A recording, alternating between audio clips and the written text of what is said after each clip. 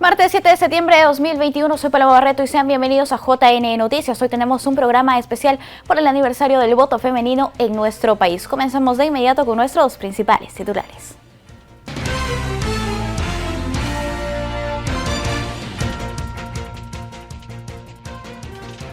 Hoy el Perú conmemora el aniversario del voto femenino.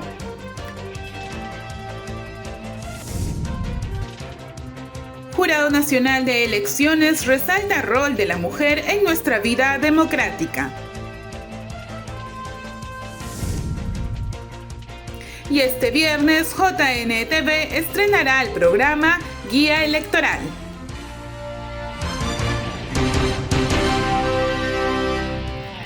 Bien amigos, vamos a ir con el desarrollo de la información. Conozcamos sobre las mujeres que cumplieron un papel clave en la lucha por el voto femenino. Veamos.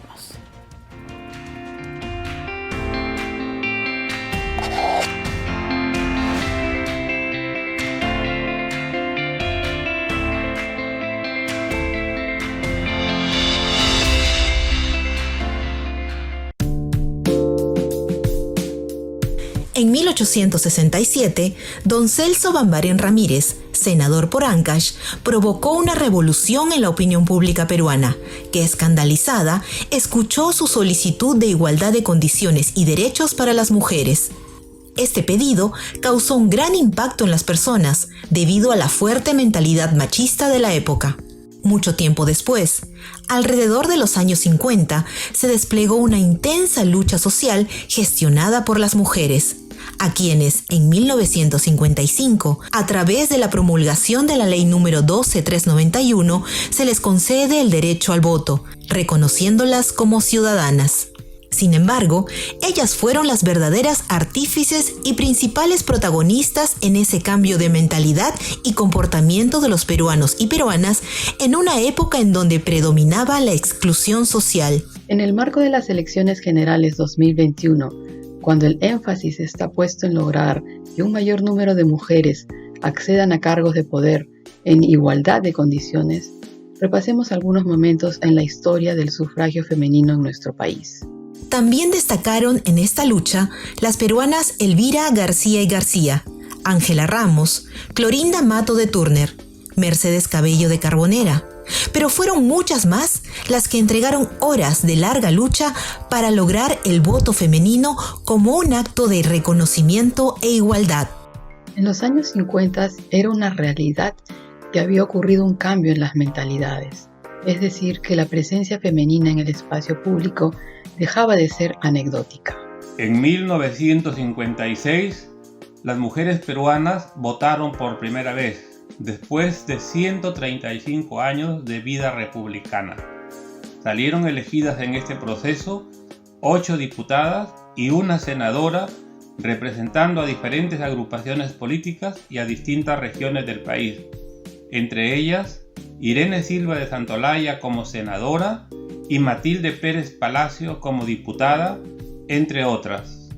Por último, en el año 1979 se completó esta larga historia, cuando los analfabetos, que como bien sabemos en su mayoría siguen siendo mujeres, accedieron a la ciudadanía. Desde entonces, muchas mujeres han sido elegidas como autoridades, lo cual significa que los esfuerzos por alcanzar una real participación femenina en igualdad de condiciones a través de mecanismos de acción afirmativa, como la aprobación de la cuota de género del 30% en la década de los 90 y la reciente aprobación de la Ley de Paridad y Alternancia, van consolidando una participación igualitaria de hombres y mujeres en los procesos electorales. En un año electoral en el que la sociedad en su conjunto y las mujeres están cerca de celebrar el bicentenario de la independencia, es importante reconocer la lucha histórica en la búsqueda de la igualdad. En ese camino, cabe resaltar que las mujeres han conseguido grandes avances en relación a su participación política, conquistando espacios sociales y políticos que antes les eran ajenos. En la historia nacional hay páginas controvertidas que no se deben repetir, y uno de esos momentos es haber negado la ciudadanía a las mujeres. Hoy vivimos en un mundo de igualdad, de inclusión, de respeto, de tolerancia y de todo lo que tiene que ver con la fortaleza de la democracia. Aplaudamos a la mujer por esa lucha que obstinadamente la llevó a obtener un derecho en 1955 y a practicarlo desde 1956.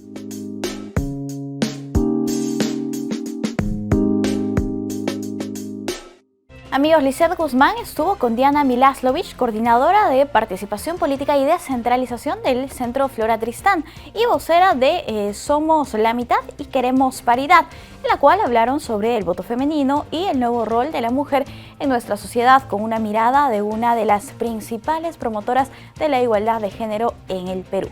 Veamos. Es importante que todas las mujeres tengamos la posibilidad de ejercer nuestros derechos políticos y más sobre todo ahora que estamos a 200 años partiendo, ¿no?, hacia un nuevo bicentenario.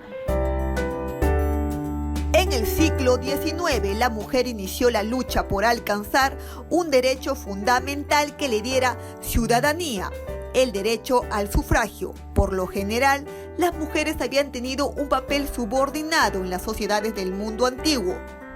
Pero esto sucedió principalmente en el mundo anglosajón, en países como Inglaterra, Estados Unidos, entre otros.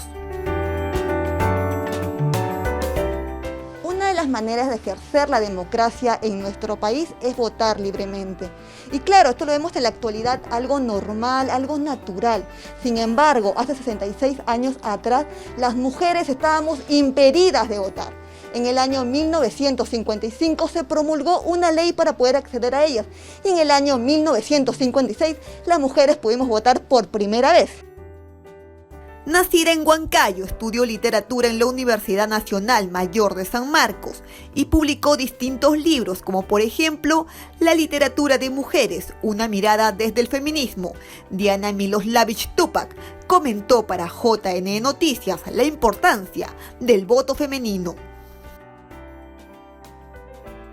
Las luchas por conseguir el sufragio femenino en el Perú y en América Latina fue una lucha que duró muchos años, ¿no? Uno de los últimos países en otorgar el voto a las mujeres, pero a las mujeres letradas, a las que sabían leer y escribir. No pudieron votar las mujeres indígenas, las mujeres que hablaban sus lenguas originarias, y esto se resolvió, digamos, mucho más adelante. Pero sin duda es un momento importante. Y quizás pasen por aquí, les voy yo señalando algunas cosas importantes, digamos, de no solamente el voto de mujeres autoridades. Siempre les quiero recordar que Marilena Moyano, cuando fue asesinada por Sendero Luminoso, era teniente alcaldesa de Villa El Salvador. Ella era una autoridad que había llegado con mucho respaldo popular. Y por eso es importante, ¿no es cierto?, que haya mujeres en la política, y no solamente en el Congreso, sino también en los espacios locales, ¿no? Claro, porque para que se logre esto del voto femenino ha tenido que pasar demasiado tiempo y demasiadas mujeres que han tenido que esforzarse y luchar para que esto se dé. Quizás uno de los pocos testimonios que tenemos del 56 que tú mencionabas es el testimonio de Ángela Ramos. Ángela Ramos es una periodista muy importante a quien se le pregunta en una de sus últimas entrevistas qué considera que han sido los momentos más importantes en su vida. Y ella dice, ser testigo de que se haya conseguido las 8 horas de trabajo, la lucha por las 8 horas. Bueno, ahora nadie trabaja 8 horas, pero por lo menos Ángela lo recordaba así. Y dice el voto femenino. Entonces, para Ángela Ramos fue muy importante el conseguir el voto femenino. Y también otro personaje muy importante es Magda Portal, ¿no? Esta es una publicación, la autobiografía, la biografía intelectual de Magda Portal, que ayudamos a publicar con Dan Reed y con el Centro Flora Tristán. Lamentablemente hay pocos ejemplares, fue una edición pequeña, pero donde podemos ver, digamos, la importancia que hubieran también mujeres en los partidos políticos. Exacto. Ella fue fundadora del APRA Y así como este libro que usted ha mencionado, también hay otros que usted incluso ha publicado. ¿Podría mostrarme ellos? Bueno, tengo en este libro de literatura de mujeres, una mirada desde el feminismo, tengo el texto sobre Ángela Ramos, en un homenaje que hizo un grupo importante en el Callao a sus escritoras en el Callao, y que lo publiqué. Y también aquí recojo trabajos también sobre Magda Portal y también sobre Flora Tristán, que sí me parece importante, aunque después le he dedicado este libro de Peregrinaciones de una paria. Pero ¿por qué para el tema de participación política de nuestros derechos al sufragio es importante? Porque cuando Flora Tristán nos deja de testimonio que ella va al Congreso en el Perú y le sorprende que encuentre mujeres y mujeres interesadas en la política, ¿no es cierto? Y entonces estamos hablando de 1834. Cabe resaltar que el sexo femenino ocupa solo el 7% de las posiciones directivas y solo el 21% de las empresas cuenta con una mujer en su máximo cargo directivo. Usted ha tocado un tema muy importante ahora que se vienen las elecciones regionales y municipales. El porcentaje de número de alcaldesas, de gobernadoras ha disminuido. Coménteme entonces desde su punto de vista qué se podría hacer para que pueda incrementarse ello. Bueno, miren, la nueva legislación sobre paridad y alternancia va a mejorar sin duda el número de vicegobernadoras, porque ahora hay 4. Las listas van a tener que ser con paridad y alternancia. Entonces lo más probable es que tengamos buen número de vicegobernadoras, ¿no? Y tengamos también la posibilidad de tener gobernadores o gobernadoras mujeres. Justamente usted tiene un cuadro que me ha llamado mucho la atención. A ver por acá, por favor, si me acompaña. A ver, ¿cuál? Acá hay un cuadro que me llamó mucho la atención, que veo que es muy representativo para usted porque lo ha puesto en parte de su sala. A ver, coménteme sobre este cuadro, por favor. Bueno, este es un cuadro de la exposición que hicimos por los 25 años del asesinato de Marilena Moyano. Ella es Marilena Moyano, ella es Consuelo García, ¿no es cierto?, que también fue asesinada, ¿no es cierto?, en la época digamos, del fujimorismo, ¿no? Ella fue asesinada por Sendero, ella fue asesinada, digamos, hasta hoy, digamos, no se sabe si la asesinó el comando Rodrigo Franco, si la asesinó Sendero, y digamos, está también Teresita Antazú, que es una dirigente indígena importante, ¿no? Y entonces era como, digamos, resumía un conjunto de mujeres que digamos les interesó la política, ¿no? Claro, y entonces en la década de la violencia en nuestro país, del conflicto armado interno, como mejor lo queramos denominar, también hay que recordar que hubo mujeres autoridades que fueron asesinadas. Tenemos varias de ellas en Ayacucho, ¿no?, que hay que también recordarlas.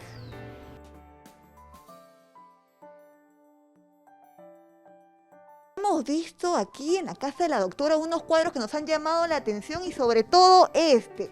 Si no me equivoco, es usted la que se encuentra aquí. Sí, es un cuadro que dibujó Carlos Ostolaza, un pintor muy importante. Así es. Pero también tengo acá una galería que puedan mirar, miren. Acá tengo a Frida Kahlo, ¿no es cierto?, que es bien importante. También, digamos, ella no solamente es importante porque era una gran pintora, pero ella es bien importante porque ella también le interesa la política. Los últimos actos de ella es cuando sale una gran movilización en México en contra de la ocupación de Guatemala, ¿no?, que derroca a Arbenz, ¿no es cierto?, que fue un presidente democrático en Guatemala. Ella ya, digamos, en silla de ruedas va, ¿no es cierto?, y ahí está una foto mía con Marilena Moyano. Y de todos los libros que nos ha mostrado la doctora, hay uno también que nos representa, el Jurado Nacional de Elecciones. Coménteme sobre este libro. Sí, mire, esta es la publicación de las cartas de Soy Aurora Cáceres. Esta es una joya, ¿no es cierto?, que tiene, digamos, quien trabaja las cartas es Sofía Pachas, pero lo interesante es la foto de esta foto de Soy la Aurora Cáceres porque creo que cambia la imagen que teníamos de esta de Soy la Aurora Cáceres que le mencionaba como si fuera una matrona, con el vestido largo, antiguo, no. Ese era su escritorio y desde ahí escribía sus cartas, se organizaba a las feministas de la época, ¿no? En la década del 33. Entonces me parece que este libro se lo recomiendo, es muy importante. ¿Qué podría rescatar de ese libro? Algo que más le llamó la atención, que más resalta. Mire, uno me parece, aparte de los estudios, es la correspondencia, ¿no? Y la correspondencia de Soy la Aurora es bien importante tomarla en cuenta porque nos permite, leyéndola, ver el activismo político que tenía y la dimensión de la organización que ella estaba construyendo. Sin duda alguna, el 7 de septiembre significa un día de alta relevancia histórica para la mujer peruana. Si bien se ganó mucho desde ese día para conseguir una sociedad más equitativa con el tiempo, está claro que todavía queda bastante camino por recorrer para que las mujeres tengan igualdad de condiciones en la participación política. Ahora, amigos, recordemos la historia del voto femenino en el Perú hace 66 años y la lucha de las mujeres que lograron su participación ciudadana. Veamos el informe.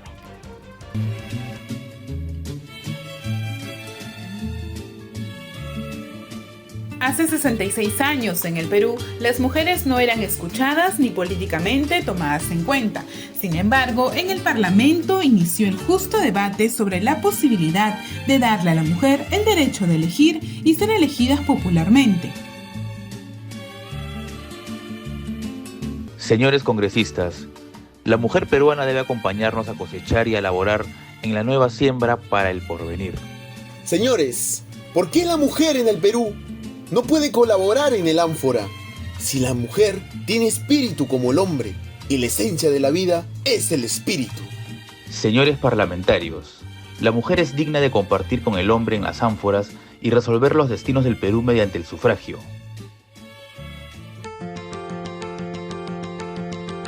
Tras el debate en el legislativo, llegó el reconocimiento legal del derecho al voto de las mujeres en el Perú. Un hecho de gran importancia tras la lucha constante por la equidad entre mujeres y hombres. Fue un día como hoy, 7 de septiembre de 1955, que se promulgó la ley número 12391, que concedía la ciudadanía a la mujer y recalcaba que tanto hombres como mujeres que sepan leer y escribir y sean mayores de 18 años gozaban del derecho del sufragio. El historiador Miguel Seminario recordó cómo las mujeres se unieron para lograr este derecho primordial. Hay mujeres que se registran desde fines del siglo XIX y a comienzos del siglo XX que se esfuerzan por esa lucha, entre ellas María Jesús Alvarado, que en 1911 públicamente en una conferencia en la Sociedad Geográfica de Lima aboga por el voto de la mujer y su reconocimiento como ciudadana.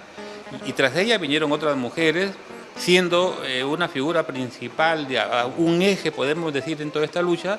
Soy la Aurora Cáceres, fundadora del movimiento feminista de su nombre, que logra el cambio de mentalidad en muchos varones, que se le apoye.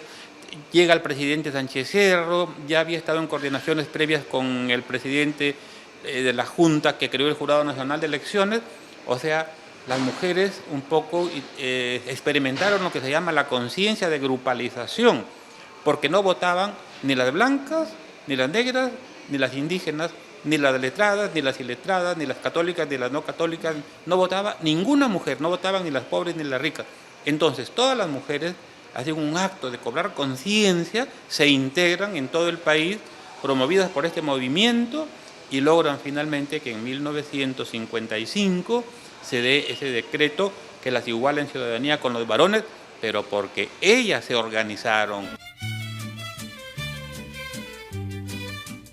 Es así que en el 17 de junio de 1956, las mujeres peruanas ejercieron por primera vez su derecho a sufragar en las elecciones presidenciales y parlamentarias, y la prensa no dudó en plasmar las mejores imágenes de la votación de las mujeres. Cabe resaltar que en dicha elección triunfó el presidente Manuel Prado Ugarteche. Es necesario que recordemos que el sufragio femenino debe ser entendido tanto por mujeres como por hombres, lo que ocasionará una nación más democrática y justa. La historia nos da una lección. Recordemos que si bien la historia es una ciencia que tiene métodos y técnicas que le son propios para la recreación del pasado, también la historia sigue siendo la luz de la verdad, la maestra de la vida y el testigo de los tiempos.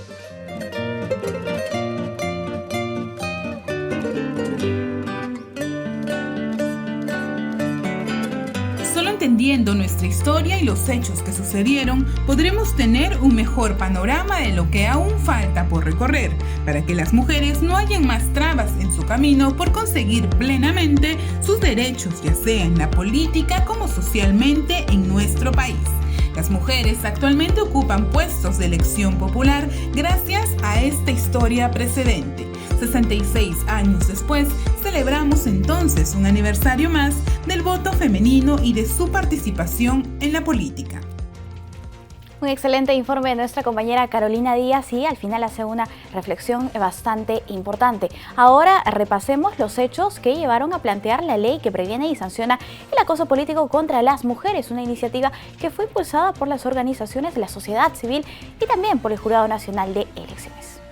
Durante los 4 años de gestión, los actos de violencia, sobre todo de agresiones verbales, de difamaciones, han sido permanentes y después de una sesión de consejo rociaron gasolina a la puerta de mi vivienda. Toda mujer que ha participado en política, desde candidatas, autoridades o dirigentes de organizaciones gubernamentales o de comunidades indígenas, ha tenido que enfrentarse al acoso político. Este problema fue identificado como todo acto recurrente en hostigamiento, persecución, presión, amenaza y violencia, según declararon las candidatas de las elecciones del 2014 en una investigación del Jurado Nacional de Elecciones. A partir de entonces, estos hechos configuraron un reto para las organizaciones sociales y el propio JNE, que incentivaron normativas que sancionen el acoso y se permite el libre ejercicio de la participación de la mujer en la política. Y no era para menos, luego de recabar datos de las elecciones regionales de ese año y revelar que 3 de cada 10 candidatas habían sufrido algún tipo de acoso.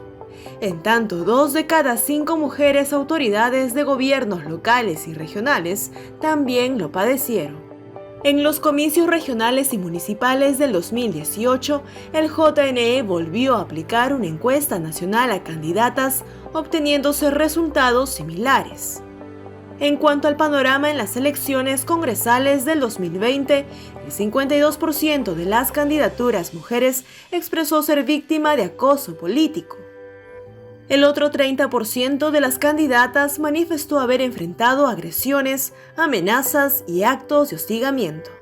En una ocasión me robaron mi celular en plena sesión de consejo, con el único afán de poder buscar información. No te imaginas cómo uno puede sentirse que indaguen tu correo, tu privacidad, ¿no?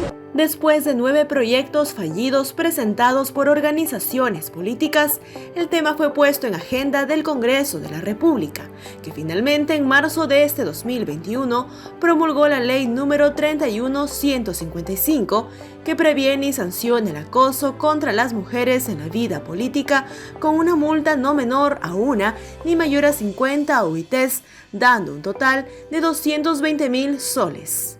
Por primera vez, esta norma será implementada en las elecciones regionales y municipales 2022 y se plantea como eje fundamental potenciar mecanismos como el Observatorio Nacional del Acoso Político contra la Mujer, así como fortalecer el trabajo de sensibilizar a la población, organizaciones electorales y partidos políticos sobre la prevención de este tipo de violencia. Ya se ha publicado esta norma que previene y sanciona el acoso político. Sin embargo, es importante que se implemente, que se reglamente y que se sancione de verdad a aquellas personas que acosan a las mujeres que se encuentran en la vida política, porque es importante garantizar la representación y la participación política de las mujeres en nuestro país. Ahora Kerstinina nos contará cuál fue el primer país donde hubo el voto femenino y cómo este proceso fue desarrollándose hasta alcanzar al Perú. Kersti, adelante. Hoy en día hablar del acto de sufragio nos parece algo tan común porque mujeres como hombres podemos ejercerlo en igualdad.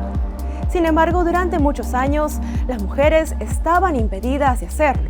Fue tras una constante lucha a nivel mundial que el primer país en aprobar el voto femenino fue Nueva Zelanda en 1893, Australia en 1902, también Rusia en el año 1918, Estados Unidos en 1920, Ecuador en 1929, España en 1931, Chile en 1931 y en Perú en el año 1955. Esta fecha es importante porque en ese año se aprobó el voto femenino, aunque con algunas restricciones, como ser mayor de 21 años y saber leer y escribir. Sería entonces durante las elecciones generales de 1956 que las mujeres participarían activamente en la vida política, no solo como electoras, sino también como candidatas. En este proceso, las peruanas representaron 1/3 de casi 1 millón de electores inscritos. Un proceso en el que por primera vez nuestra república eligió a una mujer en el Senado. Ella fue Irene Silva de Santolaya y por primera vez también tuvimos 8 mujeres como diputadas en el Parlamento.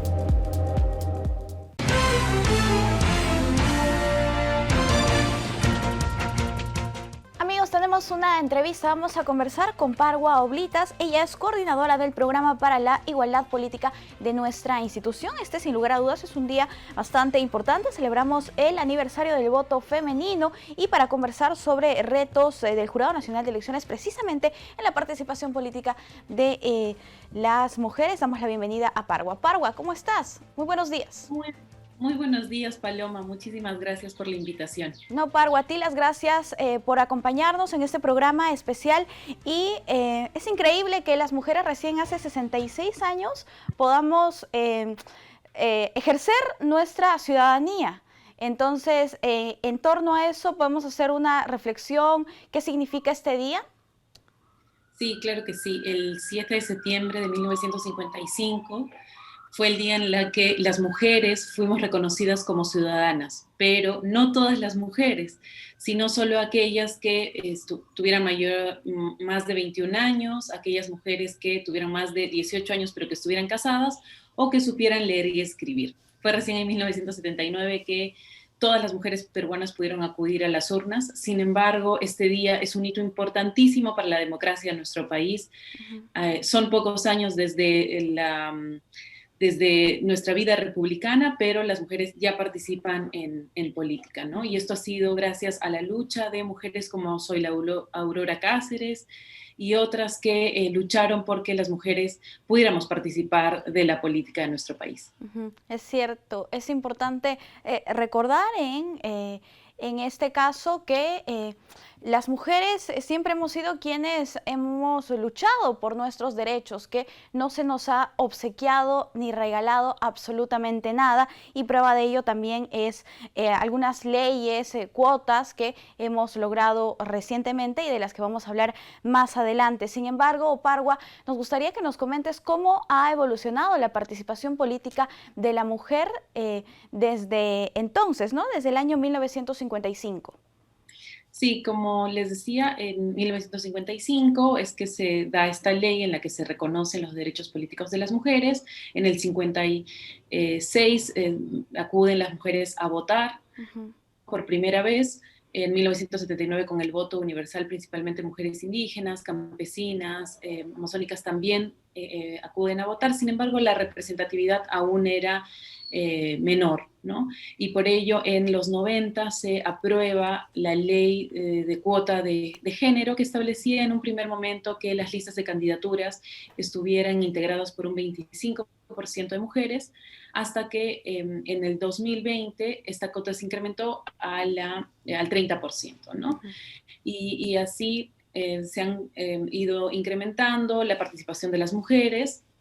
Sin embargo, como ya dije, la representación era todavía mínima, ¿no? Por ejemplo, se ponía a las mujeres a la cola de las listas de candidaturas en la parte de abajo, ¿no? Para cubrir simplemente esta cuota. Recién, como tú lo has dicho, en el 2020 y entrado vigencia para estas últimas elecciones del 2021, la ley que otorga la paridad y alternancia de género en las listas de candidaturas, ¿no? Y por eso es que en las últimas elecciones el 50% de las listas de candidaturas a nivel congresal estaba integrado por 50% de mujeres y 50% de hombres, y de manera alternada, es decir, si comenzaba la lista una mujer, seguía un hombre, una mujer, un hombre. Y también esa modificatoria se ha dado para las planchas presidenciales, ¿no? Es decir, si era el candidato hombre, la vicepresidenta tenía que ser mujer, y así consecuentemente. Esta ley también va a ser aplicada para las próximas elecciones regionales y municipales del 2022 para las listas que se presenten, ¿no? En estas elecciones regionales y municipales. Bien, Pargo, entonces ya tenemos la paridad y la alternancia del 50%. Es importante que revisemos cómo actualmente es la representación política de las mujeres en nuestro país en los cargos de elección popular, y precisamente tenemos un cuadro al respecto, seguramente que ya lo vamos a ver en pantalla. Por favor, coméntanos más o menos cómo se encuentra esta distribución entre cargos de mujeres y de varones. Sí. Bueno, mencionar que no hemos tenido hasta la fecha ninguna presidenta mujer. En la actualidad, en este gobierno hay una primera vicepresidenta mujer. De las congresistas, antes de que fuera aprobada la paridad y la alternancia, la representatividad no era mayor a un 30%, ahora hemos llegado a un 37%, es decir que hay 49 mujeres congresistas en el Parlamento. Hay una sola representante en el Parlamento andino, que son 5, y solo es una, eso equivale al 20%. En la actualidad no hay ninguna gobernadora regional, hay solo 5 vicegobernadoras regionales, que equivalen al 22%. Alcaldesas provinciales solo hay 11, que equivalen al 5,6%. Regidoras provinciales equivalen a un 26,81%, alcaldesas distritales hay 95, eso equivale a un 5,6%, y en regidurías distritales solo hay 32,19% de regidoras, ¿no? Mujeres a nivel distrital. Ahora bien, esperemos, ha habido un avance, un crecimiento del número de representantes mujeres a nivel congresal, como lo he mencionado, y esperemos que con la aplicación de la paridad de alternancia en las elecciones regionales y municipales, esta cifra también aumente, ¿no?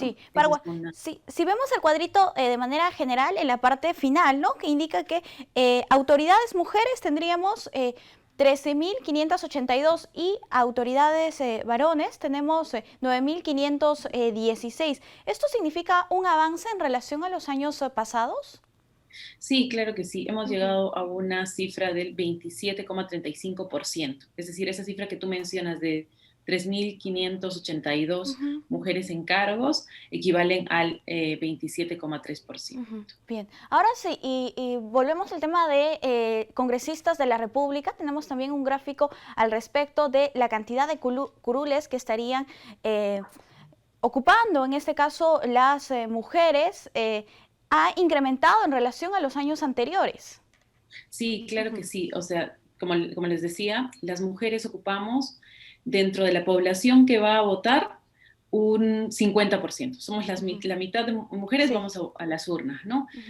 A nivel de candidaturas, antes de la aplicación de la paridad, podíamos llegar hasta un 40% de candidaturas, pero al momento de llegar a los puestos de poder y decisión, solo pasábamos el 30%. Ahora, con la paridad, hemos tenido el 50% de electoras, hemos llegado al 50% en las listas de candidaturas y ahora el resultado ha sido un 37%, lo que nos da cuenta de que los mecanismos como las cuotas, la paridad y la alternancia funcionan y hacen posible que más mujeres lleguen a puestos de poder y decisión. Parwa, si somos el 50% de la población total en nuestro país, merecemos la mitad de los cargos de representación también en nuestro país para la toma de decisiones importantes y los destinos del país. Es por esa razón que se necesitan impulsar una serie de iniciativas que garanticen esta representación política del Perú. ¿Cuáles serían estas y el Jurado Nacional de Elecciones cómo participa de las mismas? Efectivamente, ¿no? Las mujeres deberíamos ocupar este 50% de representatividad y de puestos de poder, pero hay algunas barreras. Hay barreras como el acoso político, que es una forma de violencia que lo que pretende es retirar a las mujeres de ese espacio que por años ha sido un espacio masculinizado, ¿no?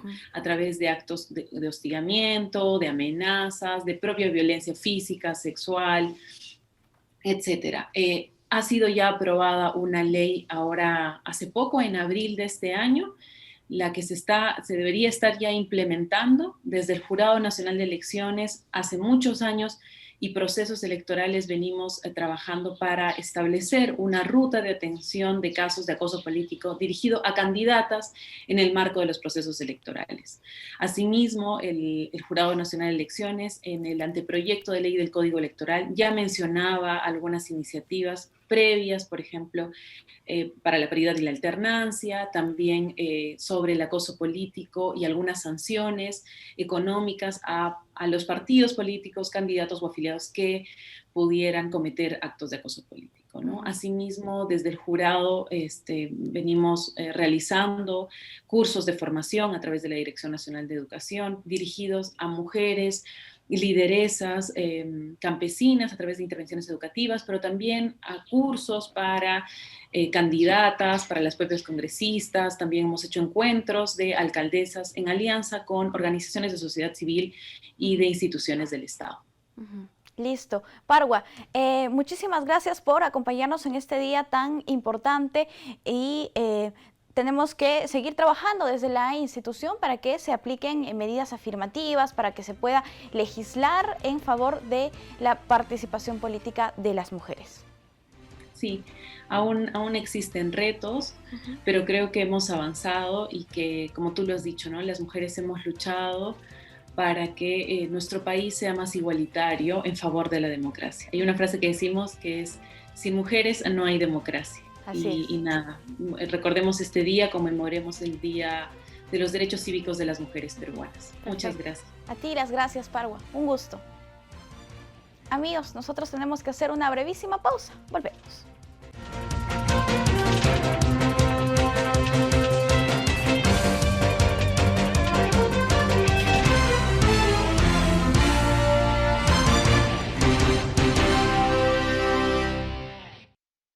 Amigos, el Jurado Nacional de Elecciones no solo ha promovido la participación política y el derecho al sufragio de las mujeres de nuestro país, sino también la investigación sobre la ciudadanía femenina. Tengo aquí entre manos, precisamente en esta fecha tan significativa, 3 ediciones de lujo de nuestro fondo editorial que estamos viendo también en pantalla, ¿no? Soy la Aurora Cáceres y la ciudadanía femenina, la correspondencia del feminismo peruano, Sofía Pachas Maceda.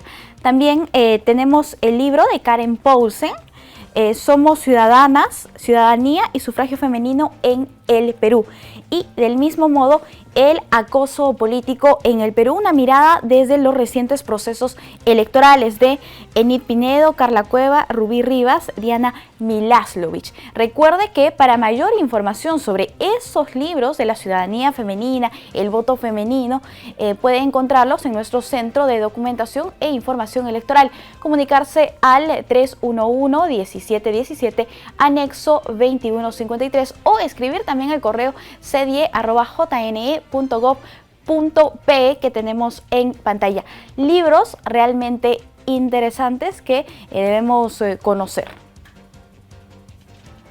Amigos, el Ministerio de la Mujer y Poblaciones Vulnerables nos comparte ahora en el siguiente video el proceso que ha significado para las mujeres la lucha por lograr sus derechos civiles. Veamos.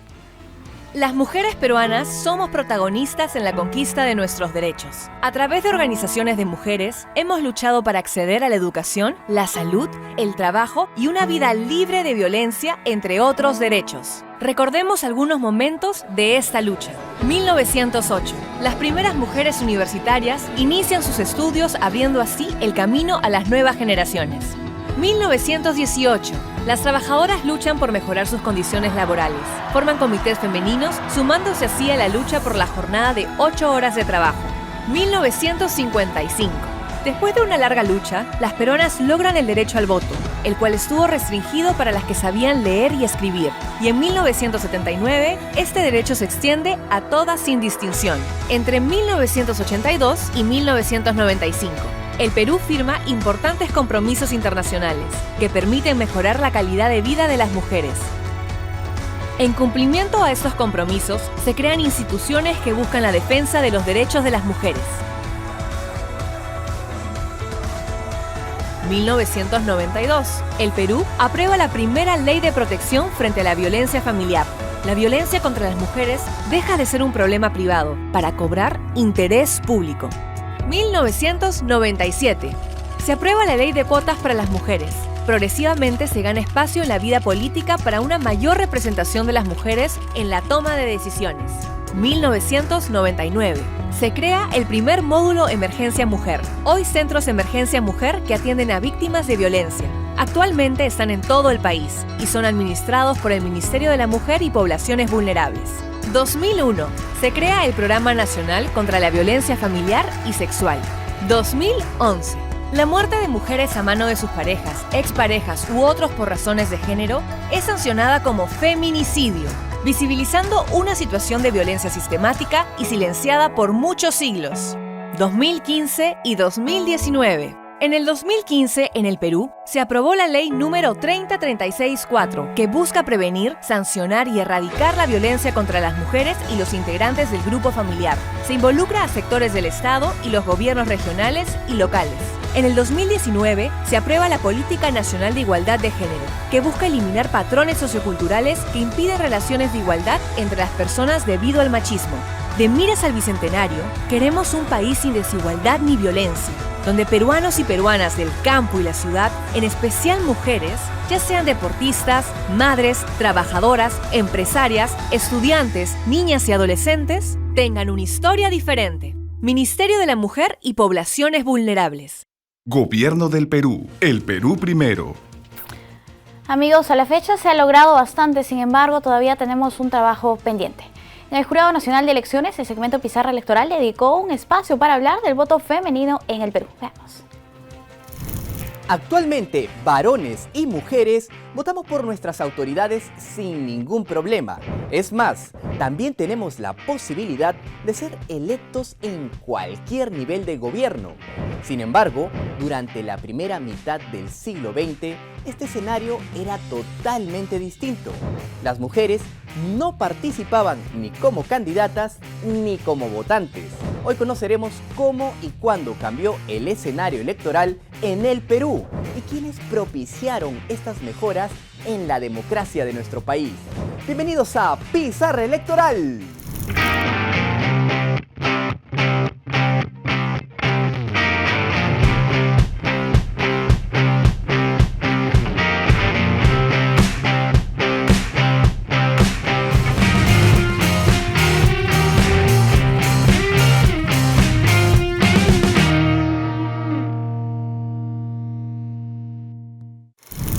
...1955... es un momento muy importante para la historia del voto femenino. Durante aquel año, el Congreso de la República dispuso conceder a las mujeres el derecho a la ciudadanía y por tanto el derecho al sufragio. Lo que se hizo básicamente fue especificar en la Constitución que las mujeres eran ciudadanas y por ello gozaban del derecho a sufragar. Al año siguiente, el 17 de junio de 1956, se celebraron elecciones generales y por primera vez en la historia del Perú, las mujeres votaron. Este fue un evento trascendental para todos los habitantes de este país. Miles y miles de peruanas asistieron a sus centros de votación. El ganador de la presidencia fue Manuel Prado Ugarteche, pero lo peculiar de estas votaciones fue la elección parlamentaria, ya que por primera vez en la historia se eligieron a una senadora y a 8 diputadas, entre ellas la diputada por Piura Carlota Ramos de Santolaya. Pero quiero hacer una precisión. La Constitución de 1933, en su artículo 86, señalaba que las mujeres mayores de edad, casadas o que lo hayan estado, además de las madres de familia, podían votar en las elecciones municipales. Sin embargo, este derecho no fue efectivo. Como les dije, las mujeres votaron por primera vez en las elecciones generales de 1956. Sé que todo lo que les estoy contando los emociona demasiado, pero hay que considerar un punto muy importante. La aprobación del voto femenino fue el resultado de la lucha de mujeres ilustradas que decidieron enfrentarse al sistema político de aquel momento, liderado exclusivamente por hombres. Mujeres como Clorinda Mato de Turner, Teresa González de Fanning, Mercedes Cabello de Carbonera, María Jesús Alvarado, Ángela Ramos y la mismísima Zoila Aurora Cáceres decidieron impulsar la inclusión femenina en la vida política del país.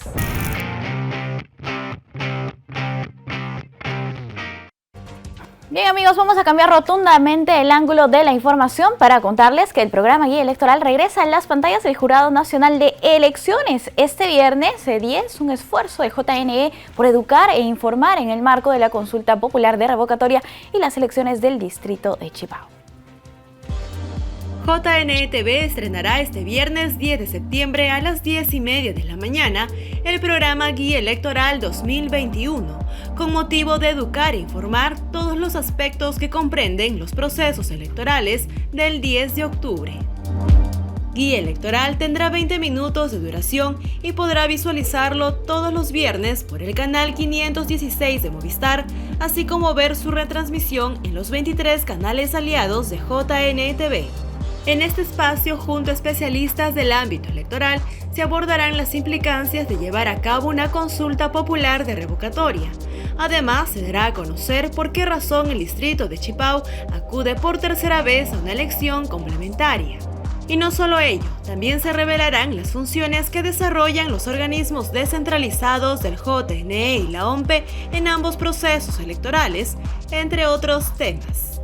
Guía Electoral, además de desarrollar una entrevista por programa, tendrá la participación de ciudadanos de diversas provincias, quienes realizarán preguntas a los especialistas en relación a los procesos que se avecinan en octubre. Ya lo sabe, Guía Electoral se estrena este viernes a las 10:30 de la mañana en vivo por el canal 516 de Movistar y las redes sociales de JNE. Les compartimos a continuación el segmento Salud es Prevención del Jurado Nacional de Elecciones, que busca orientar a los ciudadanos sobre el cuidado de su salud en estos tiempos de pandemia.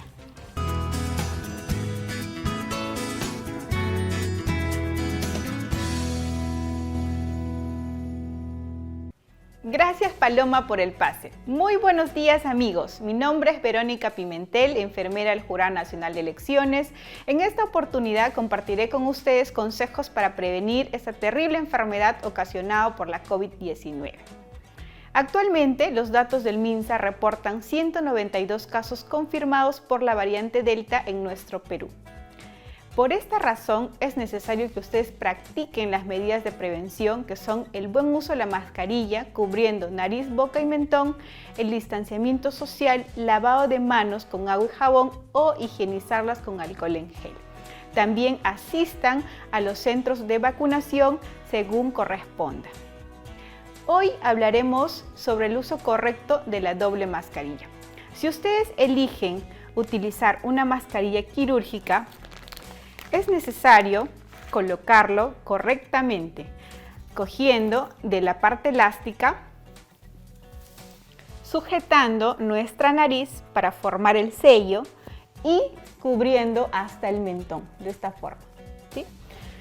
Cuando vamos a usar doble mascarilla quirúrgica, es necesario utilizarla con una de tela, ¿sí?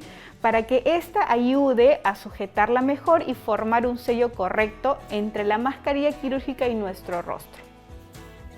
Si nosotros elegimos usar otro tipo de mascarilla, como es el caso de la mascarilla KN95, que es este tipo de mascarilla, también hay que colocarlo de forma correcta, ¿no? Que es cubriendo nariz, boca y mentón. De esta forma, cogemos de la parte elástica y lo sujetamos. También hay que sujetar correctamente nuestra nariz, pinzando, ¿no? Con nuestros dedos de esta forma. Y lo correcto es utilizarlo junto con una mascarilla quirúrgica, ¿no? De esta forma, sujetamos en nuestras orejas la parte elástica, sujetamos la parte flexible de la mascarilla quirúrgica a nuestra cara, de tal manera que garantizamos un sello correcto. ¿Y por qué utilizarla con una quirúrgica? Porque la quirúrgica va a proteger a esta mascarilla y va a alargar la vida útil de la misma, ¿sí? Si ustedes en el transcurso del día van a consumir algún alimento, tomar una bebida, es necesario que nosotros podamos colocar este EPP en un portamascarillas, ¿sí? Que les presento un portamascarillas para proteger nuestra mascarilla, cuidarla y evitar que se contamine, ¿no? Lo guardamos y lo colocamos en una superficie, ¿no? De tal manera que garantizamos la vida útil de nuestro EPP, ¿sí? También, amigos, es necesario que ustedes, al desechar sus mascarillas, ustedes las puedan romper para evitar que sean reutilizadas, ¿sí? También es necesario que ustedes conozcan que el uso del doble mascarilla es obligatorio cuando ustedes acuden a locales con riesgo de aglomeración, como son los centros comerciales, las farmacias, ¿no? Entre otros. Muchas gracias, amigos, por su atención. Y no se olvide, si usted se cuida, nos cuidamos todos. Nos vemos en el próximo bloque. Salud es prevención.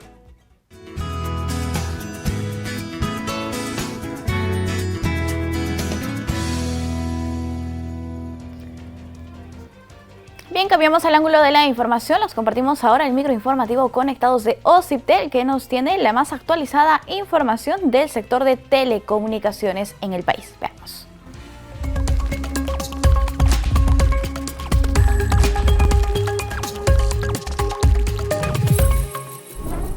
¿Cómo están, amigos? Gracias al canal del Jurado Nacional de Elecciones por el pase. Bienvenidos a otra emisión de Más Conectados con OCIPTEL. Estamos en septiembre, el mes de la primavera, y estas son las noticias más importantes para ti.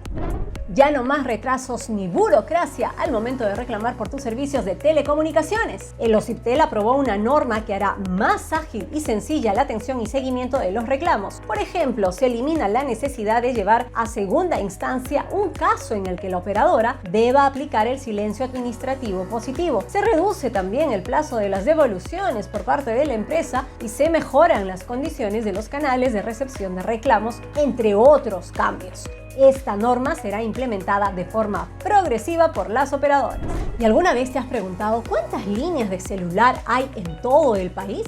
Actualmente, a nivel nacional, se tienen más de 41 millones de líneas activas al cierre de este segundo trimestre, según la herramienta de OCIPTEL.co.